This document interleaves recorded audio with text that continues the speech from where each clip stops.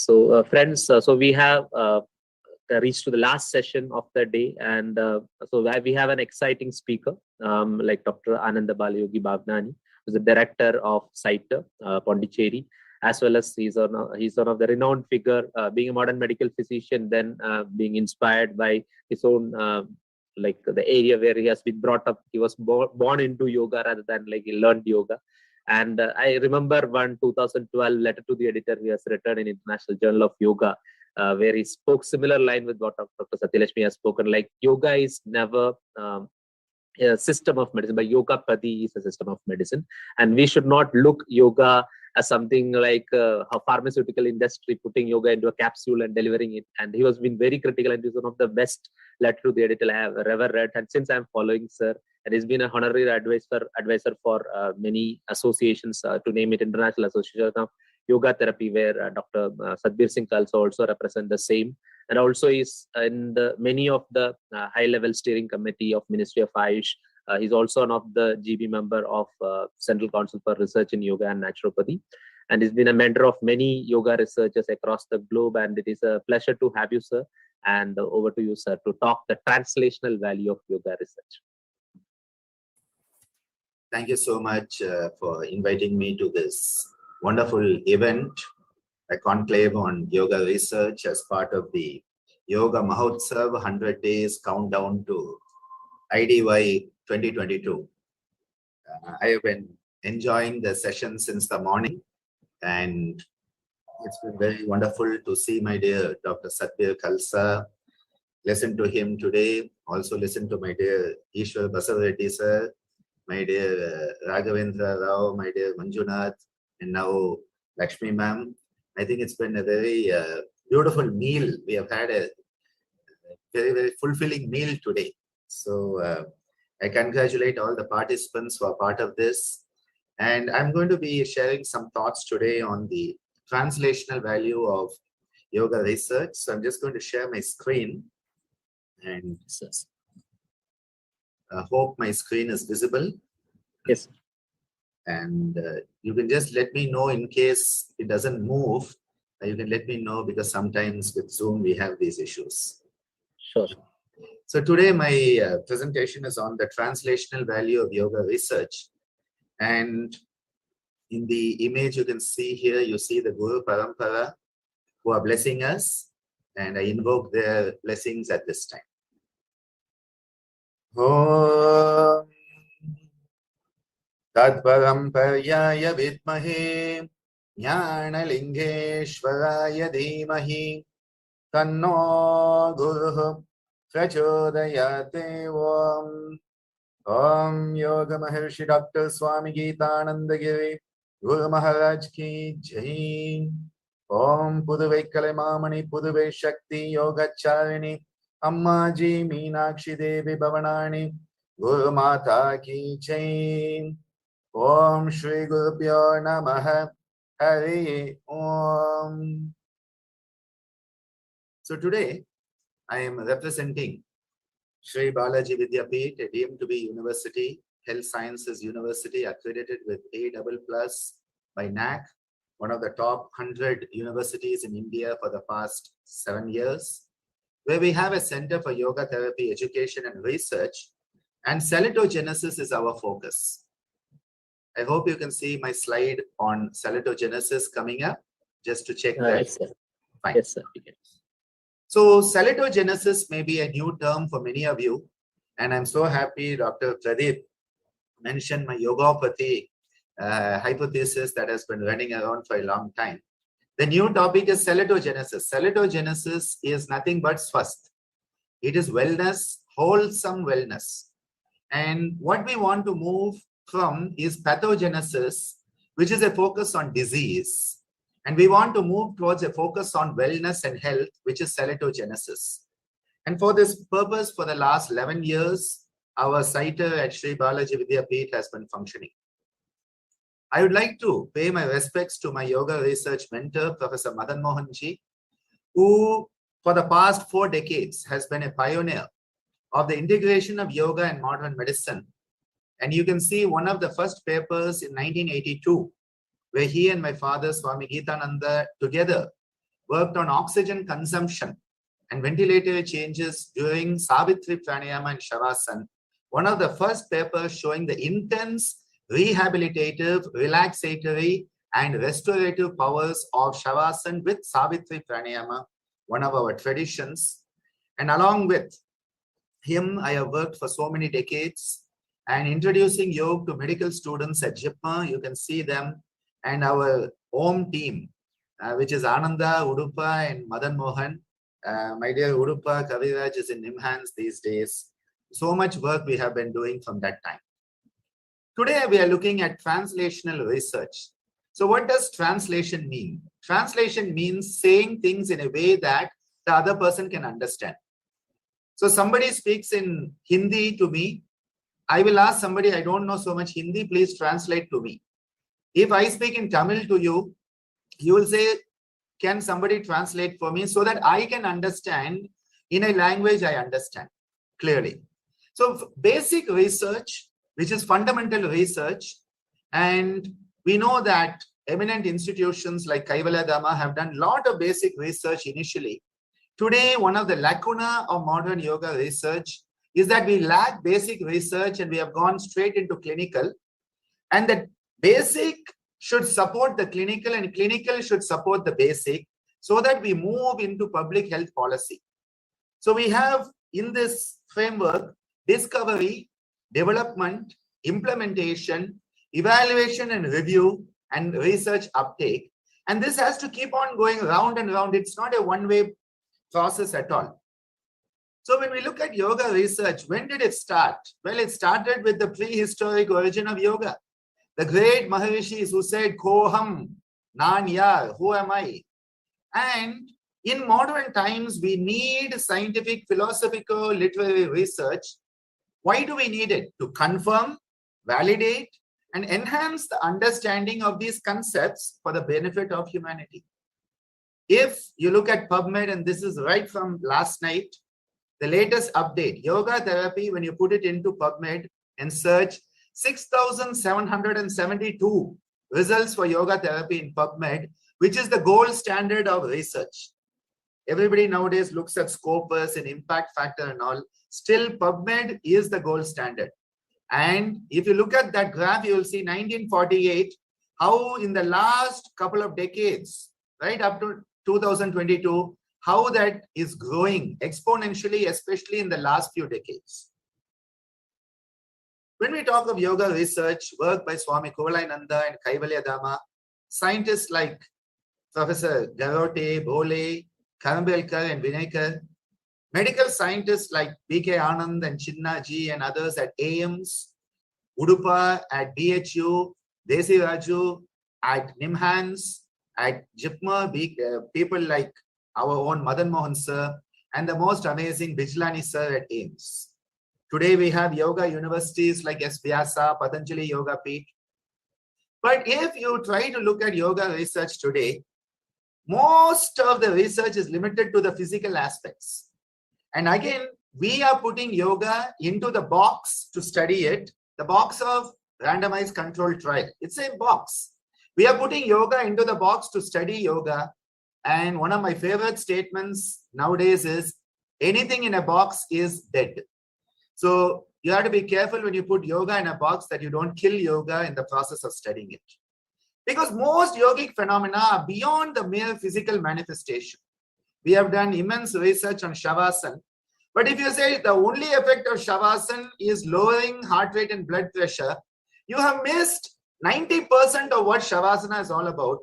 It is the ultimate relaxation and renunciation. Sarva Sankalpa Samnyasi, says the Bhagavad Gita, Yoga Ruda Tada Uchati. Recently, yoga research is a global phenomenon. There are more blinded, randomized controlled trials, better understanding, better standard of research at the physical level is there. And one good thing is in recent times, greater funding is available.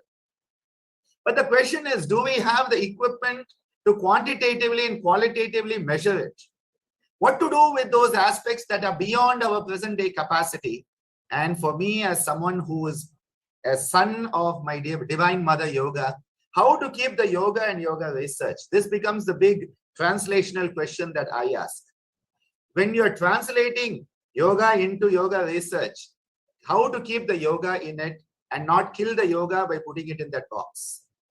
How can we enable that this knowledge? We are doing a lot of yoga research. Everybody is doing yoga research. Is it coming into the community? Is it coming into public policy? And the answer is not yet. Because we do the research, we publish the paper, and then we are happy. It's on my CV. I have got my promotion from assistant professor to professor. Finished. Kadam, kadam, kadam. No, that's not where it stops. It has to percolate down into clinical practice and the yoga education. Most of the yoga education today is teaching something that was that 50 years ago. Where is the recent research being taught in schools, in educational institutions that are teaching yoga? It is not just to repeat what has been done. And it must not be a sales pitch. Oh, my institution has this research, so I sell it. My institution has a technique, I do research and sell it. No, it has to be for a greater good. And that is why again and again and again, I go back to the statement. Basic research is lacking. Why is basic research lacking? It is not as attractive. If I say I'm doing a research in cancer and how it's going to cure cancer by telomere length and blah, blah, blah, everybody is very happy. If I say I want to research the neurophysiological and genetic effects of doing Kapalbhati, they're like, why? Why do you need to do it? I want to understand what is happening down at molecular level when you do Nadi Shuddhi Pranayama. Kahan se paisa milega? Koi dega? Nahi dega. Because they only want to focus on what is attractive, what will get you the headlines. And that is why the danger today is we have jumped into creating models for diseases of techniques when we don't know what the technique is doing in the first place. So we have to go back. Not just one way, it has to go back again and again and again. Search and research and research and research means to go back again and again onto that. And one of the biggest issues in this translational aspect is most researchers don't know what they are studying. They are eminent professionals in their own field. They heard, yoga is very popular. I can get some money from some funding agency. So they will do the research. They have no idea what is being done in that research at all. Because they don't know what is yoga. They have not experienced yoga. Need of the hour, we have to focus on the core concepts of yoga. We need to extend our basic research. And most modern yoga research is trying to find a single yoga pill for each ill. Can I have one pranayama for diabetes, one asana for, hypertension? Well, it may not be so simple. My dear Sadhguru Khalsa and his team, they did a review and they found in the last decade, threefold increase in the studies. There are more RCTs and the focus is on mental health, cardiovascular health and respiratory health. But what we need to understand is this has increased, but has it come down to the community? Has it got translated into terms that the lay person understands? Do the yoga teachers and professionals down at grassroots, have they got that message? Well, the answer is not much. Because it doesn't matter how many resources you have. Look at this person. He has all those ladders. He has hundreds of ladders, but he's not able to climb the wall. All he needs is one good ladder to climb that wall. So he has the resources. He doesn't know how to use it because nobody has taught him that. This is where translation comes in. What is there in the research studies? How do you bring it into clinical practice? How do you bring it into teachers training? How do you bring it into therapist training? That is where translation comes in. And some time back, I did a qualitative study on utilization of yoga research.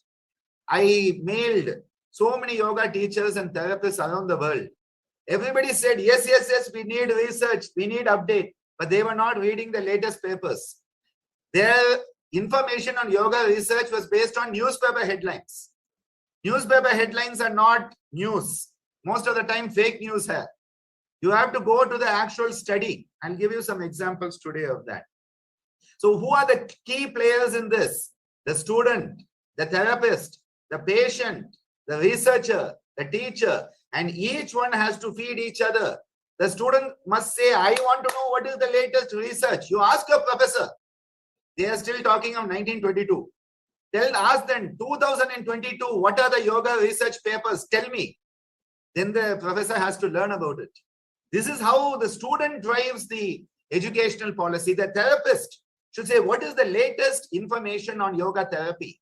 The patient should ask, you are just teaching me, what is the latest update on this? The researcher should try to find that, and the teacher should be teaching it. This is how this translation becomes a living system, not just a one-way track. So the patient-derived discoveries, clinical trials, health challenge, basic research discoveries, they are feeding each other. A constant feed in multi-dimension. You can see these arrows are all going in all directions. The research discovery leads to a patient-derived discovery. I will tell an example of this soon. Clinical trials will go backward. Health challenge will lead this way. And it is all interrelated. And this is why the human diseases that are there, the ideas and hypotheses that are there, especially in the young minds. India is one of the youngest countries in the world. We have young, innovative minds. We have to tap that resource. Basic research findings, innovations and discoveries, intellectual property. We need to stand up for intellectual property rights of our tradition.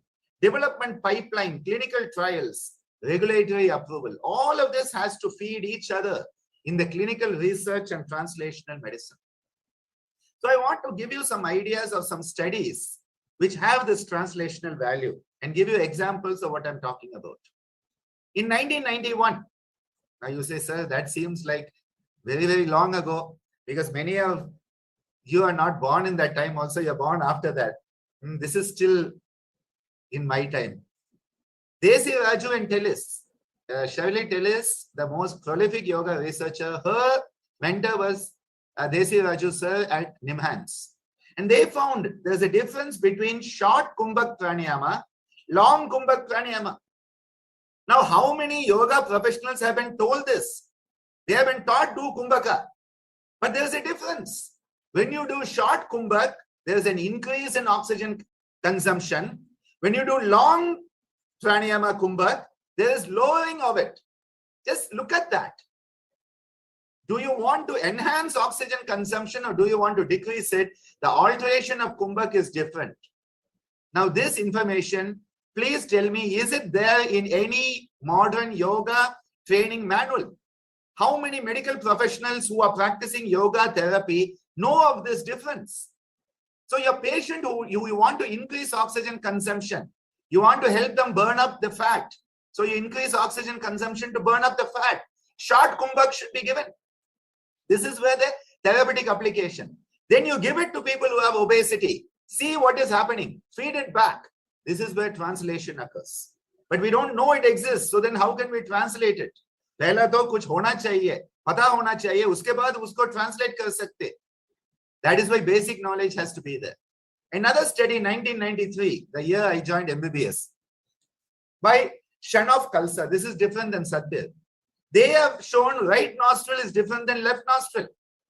And this led to so many studies, including by Raghuraj, our own team at JIPMER, where we have substantiated this difference between right nostril, left nostril. Again, tell us, oxygen consumption, if you do right nostril, you increase it. So if you want to burn fat, right nostril breathing. You don't want to burn fat, alternate nostril breathing. And this is how we start to understand the sympathetic parasympathetic effect. And this is why I'll come to a good story from JIPMER. When I was working with our team there, Madan Mohanji sir, Zena and others, we had done a study on Chandranadi, left nostril breathing. It was published in International Journal of Yoga in 2012. And everybody was happy. You do left nostril, hypertension thoda kam ho jayega, BP kam ho jayega. Everybody is very happy. So one patient, I gave this left nostril breathing, Chandranadi Pranayam. That patient came back after 1 month. His BP was good. I said, this is wonderful. He said, yes, doctor, but one small thing. I said, what? He said, you told me to do left nostril. I was doing right nostril for 1 month. Ek mahina, that person was doing right nostril when I told him to do left nostril, but he still benefited. So see what has happened. Research was there, application was there. Now patient had a different experience. We didn't stop there. We did a next study where we did right nostril breathing Surya Nadi Pranayama in hypertensives. Now, normally we say right nostril is contraindicated. But because of that patient's feedback, this is translational medicine. How it goes from the lab to the clinical practice. From the patient, it comes back to the lab. And what we found is when the person has hypertension, doing Surya Nadi Pranayama doesn't increase the blood pressure. So this is where we start to find new aspects. That it is not what we thought, there's something new. So Surya Nadi, we said, may be safe for hypertensives. You still suggest Chandra Nadi, but you don't have to say, oh, Surya Nadi is contraindicated. You prefer Chandra Nadi. This is how translational research goes on. Similarly, the study by Selvamurthy sir in 1998, where they put the person upside down, head down tilt, and they found that by doing this Sarvangasana and head down tilt, improvement in baroreflex sensitivity. Now what happened? People stopped at that. Still people are running around saying, don't do head below the heart if you have hypertension. No, head below the heart is useful in hypertension.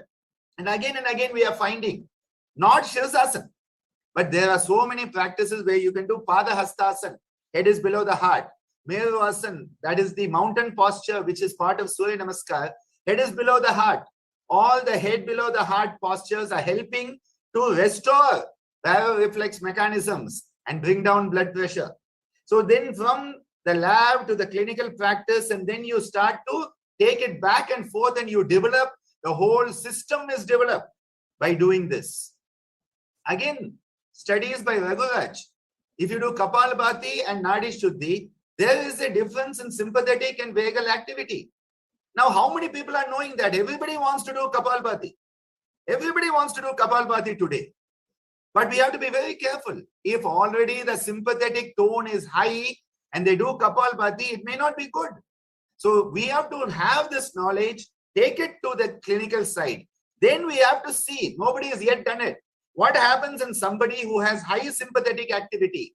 If you do Kapalabhati, what happens to HRV? This is how it goes the other way when you talk about translation in yoga research.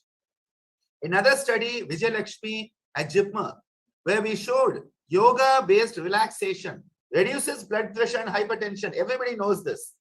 But those hypertensive subjects, unka sympathetic tone was also lower than normal.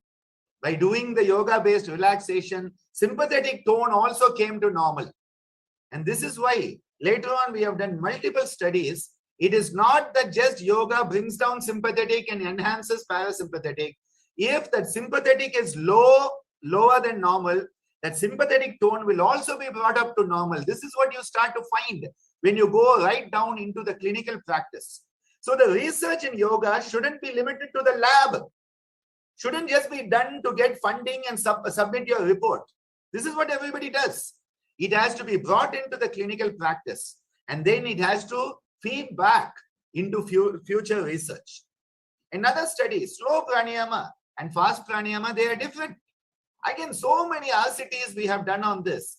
So some patient will need slow, some patient will need fast. Then what happens when you apply it? And you go back and forth to create a knowledge base. That knowledge base of yoga research that will then feed into yoga therapy, clinical practice, patient experience, and public health policy. Another study, Manjunatha and others, on diabetes and insulin. Because till then everybody was telling you do twisting posture, insulin will go up and diabetes is controlled. In their study, they found when you do the yogasana, insulin doesn't, what happens to insulin? It doesn't go up, it goes down. They actually found the opposite. Because what is happening? It is not about pancreas secreting insulin. It is about your cells becoming more sensitive to insulin. You are breaking down insulin resistance. That is what is happening. And just now, this year in January, we have published the latest paper, again confirming how this insulin resistance is broken down in clinical practice when you bring in the yoga therapy. Another study by Dr. Raghavendra Rao, you heard him speak today, and I am under his guidance. I'm so happy CCRYN is going forward under his guidance in a wonderful way. What we did, we found there is this basic study, bring it into the clinical practice. So at Kaivalya Dama, Lee Majeski, Subodh Tiwari and myself, We set up a program, 3 weeks of cancer care, residential program. What happens when you bring the yoga into the person's life and you see the transformation? So from the lab into the clinical practice, it is coming.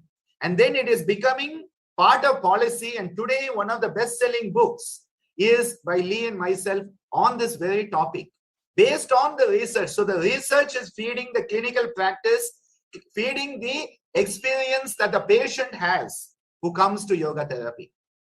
And again, slow Surya Namaskar, fast Surya Namaskar, they are very different.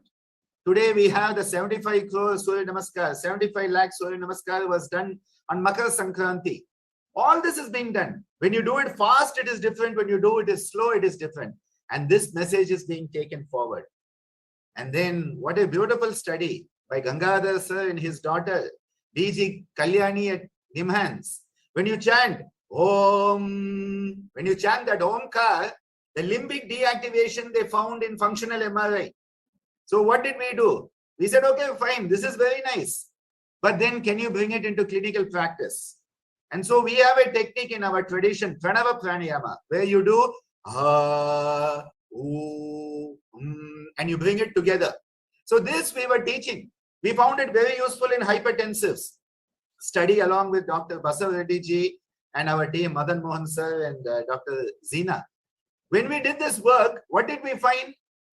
Pranava Pranayama reduces blood pressure and hypertensive. Good. Then when we gave it, many of the patients, they said, we cannot sit, sir.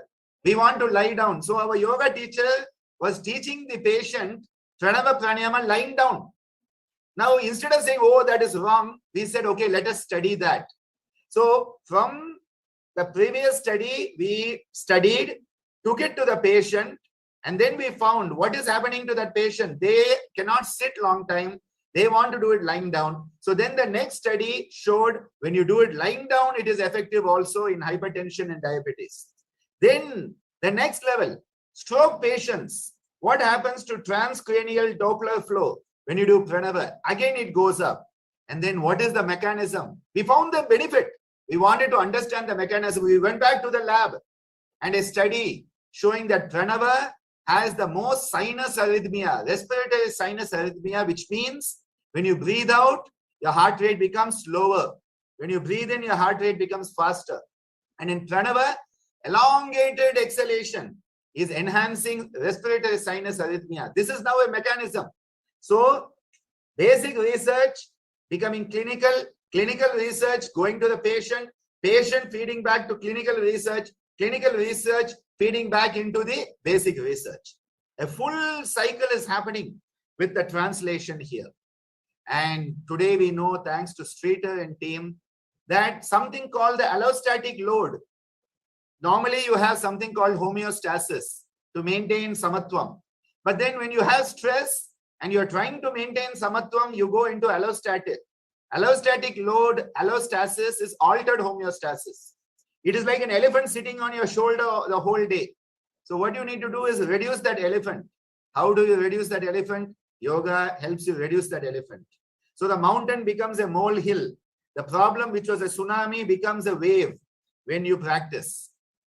And what a beautiful study from Dean Ornish, showing that even your genetic markers, the telomeres, which are your genes, that even they can change. And they did one of the biggest follow-up studies. One of the biggest drawbacks in yoga research is we don't have much follow-up. Very, very less follow-up. They did a 5 years follow-up and they found the telomere length, the relative length was increasing. This is where you take it into follow-up and you bring it into the practice. And this is why we have to develop new approaches.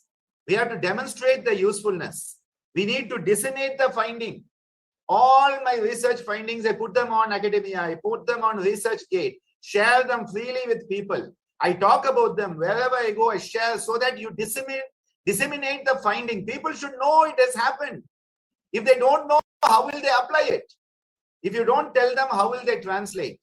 And this is where basic research, preclinical research, clinical implementation and public health, all of them are centered around one person. Who is that person? The patient. All our efforts must be to enhance patient care, because that is a fundamental aspect of healthcare. Why does a hospital exist? For the sake of the patient. Why does an educational institution exist? For the sake of the student. And if we forget this, we will not give good education, we will not give good healthcare. Healthcare means we have to care. Care about whom? The patient. So all of this should benefit the patient. When the patient talks about the experience, listen to them. Bring it into your heart. Take it to the lab and find new pathways. But you know what happens? Person doing research has nothing to do with clinical work. Clinician does no research, and patient, nobody listens to them. How will translation occur? Kahan hoga? This is why researchers must be practicing. Clinicians must be practicing. Patients must be practicing. All practicing yoga. And all of them communicating. Communication is the key for translation to happen in research. And this is why I would like to share a few funny things before I end today. We look at a lot of yoga research, but some studies have no yoga in them at all. They're beautiful study, but no yoga. There was one study, and I apologize to the authors for this study, but this is one of the best examples of no yoga. You look at this study. They did a study published in a very reputed journal where they said there is no change in HbA1c when they did for the patients of diabetes. So yoga is not useful. That was the conclusion of that study. When you go and analyze that study, they said of the diabetic register, 2/3 of the patient, they were not eligible. Uska matlab hai 100 se 66% gaya. 33% hai. 33% say 90% declined to participate. So 90% of 33 is about 3%. So only 3% of eligible were willing to participate. Of that, only 50% attendance in class. And nobody did it at home. Now, what type of yoga teacher you are that your patient doesn't want to do? Not even one wanted to do at home. Itna to bekar teacher hai kya? That nobody wants to do at home. 50% did. And most of the participants unsuitable for standard yoga. Because of lack of fitness, blah, blah, blah. इसका मतलब क्या है? इस study में study बहुत बढ़िया है, लेकिन yoga नहीं है उस. And this will be quoted by people, oh, yoga doesn't work in diabetes according to that research. No. Look at the study, look at the methodology. I am giving you a small bit of advice. I never like to give advice unless asked, but I'm giving you this advice today. Please, in any yoga research paper, don't read the title. Don't read the finding. Read the methodology. If you read the methodology of the scientific paper, you will understand what research is all about. And don't take it from headlines in newspaper. That is the most bogus fake news. Second thing, be sure that the study is done in human. Now, sometime back, kya hua? There was one very big headline. If you sleep on your side, the brain metabolic waste product is cleaned and halts neurological disease. Everybody started talking on Facebook. Everybody on Twitter. I lie down on my side. It is good for me. He lies down on the side. I tell my patient. Nobody looked at the actual paper. I went and looked at that paper. It was done in rats, rodent model, not human study.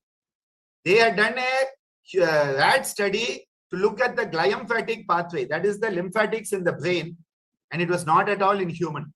But because people only looked at the headline, they started talking about it as if everybody had proved it. It was still in rats, not yet human being. And this is why at CITER over the last 11 years, we have been trying to bring this into the actuality. Whatever I'm talking about, we have tried to bring into practice, because here we do yoga research, we do yoga therapy, and we also have yoga therapy education. When you have all three in one place, you can bring this together. We have looked at essential hypertension, psychiatry, chronic kidney disease, healthcare professionals who don't sleep, sleep deprivation. How does yoga help them? Chronic obstructive pulmonary disease. How does yoga help? In pregnant mother, how the pranava chanting can help. Before angiography, there's a lot of anxiety. How can you reduce it? This is right down into clinical care. Then autism spectrum, diabetic lung. Many of you would not even think that diabetic, one of the target organs is lung. We always think kidney is target organ, eyes are target organ, brain is target organ, heart is target organ, lung is also a target organ, and how yoga can help there. Chronic rhinosinusitis, Brahmari Pranayama. Autism spectrum, oral health of the children is low. How can you bring yoga into it and enhance oral hygiene? Depression, craving in alcohol de-addiction. How can you protect the kidneys in diabetic patient? How can you help the senior ladies, inmates of a hospice? All of this we are working right down into the society, into the patient care population. Dentistry. Some of the first studies of yoga in dentistry are being done here at site of SPV. You are going to have a root canal treatment. You have so much of tension. How can you reduce it through yoga? What are the myths and misconceptions of yoga therapy in psychiatry? Psoriasis, skin issues, how yoga can help. Non-specific mechanical pain, how you can help. Lymphedema, how the lower extremity function can be enhanced. Metabolic syndrome and insulin resistance. These are just the 23 highlight studies I'm talking about from the past 11 years. Because when we look at yoga research, we have to understand, we have to look at the strength, weakness, opportunities, and threat. And so last year we published the new OM team, that is Ananda, Udupa, and Meena now, because Madan Mohanji has retired from active work here. So now we have Dr. Meena there, and a SWOT analysis where we looked at it. What are the factors? What are the strengths of yoga, the cultural heritage and all? What is the weakness of yoga research? Low scientific vigor, not well validated. What are the strengths? We can have good design, in-depth studies. And what are we looking at? We want to design studies that counter all of this. And we want to look at how to enhance compliance. Lakshmi ma'am was talking about that. Compliance is a very big issue. How can we work on that? And how can we overcome the prejudice that many scientific organizations have? Because they doubt our data. They doubt our data collection, analysis, and interpretation. We have to show that we have integrity. And this is why even when you get negative results, you must publish. You must publish negative results also. Don't just think, oh, I need to only publish positive result. Because of that, people doubt us. And this is why we have to show that we are worthy. We have the integrity. Our paas ye integrity hai, yogyata hai, by publishing even when the findings are not in tune with what we want. And that is why, my dear Dr. Dilip Sarkar, past president of American Heart Association, an international association of yoga therapists, he says, this is 21st century medicine. That is what we are aiming for. That is what we are trying to do right here at site of SPV. And the last message before I leave you for today. For too long, we human beings have thought we are the big boss. We think we own the planet. We think we are the top of everything. And we have had authoritarian, dualistic, unsustainable, delusional methodologies. We must move from an ego-logical to an ecological frame of thinking. A paradigm shift where we realize we are part of the whole planet.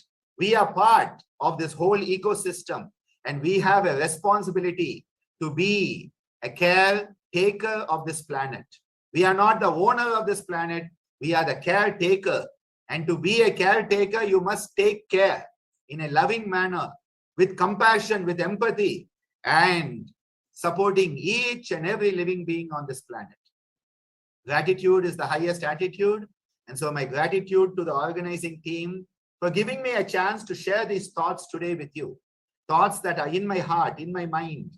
And you have given me an opportunity to express them to all the young people who hopefully will have a spark and become the future bright lights of not just our beloved country, but the whole world. That is my prayer. That is my blessing for all of us today on this wonderful occasion, celebrating the Yoga Mahotsav. Namaste, Dhanyavadaha. Thank you so much. Thank you so much, sir. As you rightly told, we were having a meal and this came out as a dessert for all of us. And we thoroughly enjoyed your talk. And like, as I quoted in the last one, like 2012, since I saw that, like, it should not be in a box. Like, we have quoted that and you have quoted something on intravention and intervention also in that particular letter to the editor.